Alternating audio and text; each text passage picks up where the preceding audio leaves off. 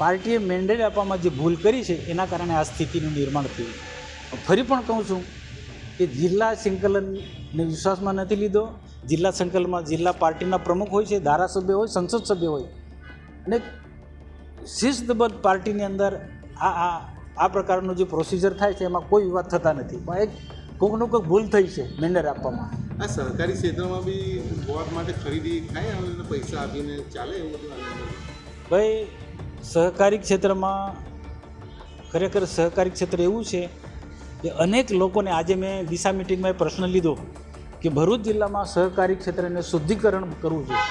અને સહકારી ક્ષેત્ર એવું છે કે દૂધ ઉત્પાદન ક્ષેત્ર હોય કે ઘણા બધા ક્ષેત્રમાં લોકોને રોજગારી આપી શકાય એવા ઘણા કામો કરી શકે, અને આવનારા દિવસોમાં એ દિશા તરફ જવાના છે. સહકારી ક્ષેત્રમાં આપી કીધું તે પ્રકારે એ બધું છે, ખરીદ ફરોખની બધી નીતિ ચાલે જ છે. મનસુખભાઈ, આટલા વર્ષોનો તમારા અનુભવ પ્રમાણે તમને કઈ પેનલનો દબદબો લાગે છે જીતમાં? હવે એમાં શું છે, હવે જેની પાસે વધારે પૈસાઓ છે એ બહુ સાચી વાત છે, એ જીતવાના છે.